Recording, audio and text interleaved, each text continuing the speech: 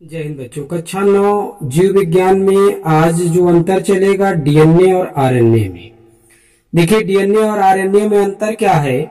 DNA इसमें deoxy ribosome शर्करा होता है। क्या होता है? Deoxy ribosome. और आरएनए में क्या होता है? इसमें राइबोसोम शर्करा होता है। तो इसमें डीऑक्सी राइबोसोम होता है, इसमें सिर्फ राइबोसोम होता है। डीएनए में निम्नलिखित नाइट्रोजन्स क्षारक होते हैं। कौन कौन से? एडेनिन व ग्लाइनिन यानी प्यूरिन्स।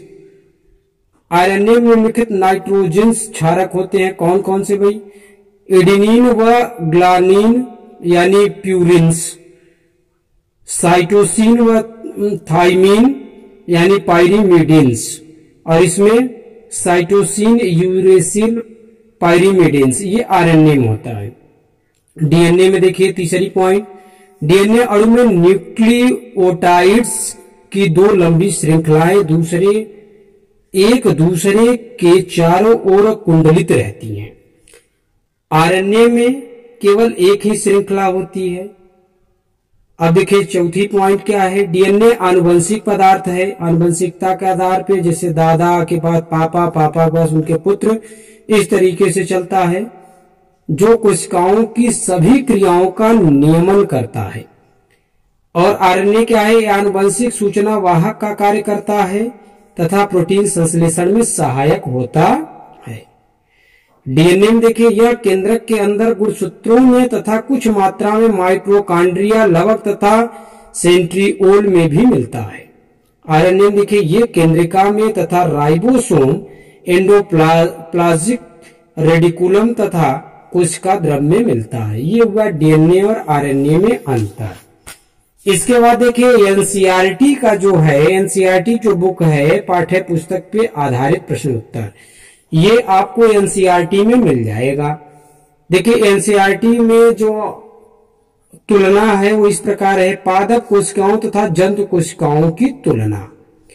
पादप कोशिका, जंतु कोशिका, ये देखिए पौधों के बारे में है और ये जंतुओं के बारे में। पहली पॉइंट क्या है? कोसा झिल्ली के ठीक बाहर कोशिका भित्ति नामक स्थिर रचना पाई जाती है जो कि सेलुलोज व अन्य जटिल पदार्थों की बनी होती है। जंतु कोशिका में कोसा कला या झिल्ली के बाहर कोई कोशिका भित्ति नहीं पाई जाती। तो पादप में कोशिका भित्ति पाई जाती है, जंतु कोशिका में नहीं पाई जाती।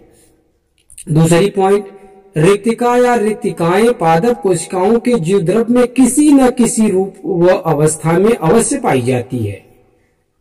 जंतु कोशिका में देखिए रिक्तिकाओं का, रधनियों का अभाव होता है। तीसरे में देखिए लवक किसी न किसी रूप में अवश्य पाए जाते हैं। जंतु कोशिका में देखिए जंतु कोशिकाओं में लवकों का अभाव होता है। चौथी पॉइंट देखिए सेंट्रोसोम कुछ शैवाल तथा कवकों के अपवाद को छोड़कर का प्राय अभाव होता है, यानी सेंट्रोसोम नहीं पाए जाते हैं। किसमें? पादप कोशिकाओं में। जंतु कोशिकाओं में देखिए सेंट्रोसोम अवश्य पाया जाता है और कोशिका विभाजन में सक्रिय रूप में भाग लेता है। पांचवा पॉइंट, समसूत्री व अर्धसूत्री कोशिका विभाजन के समय कोशिका के बीच के कोशापट्ट का निर्माण आवश्यक रूप से होता है।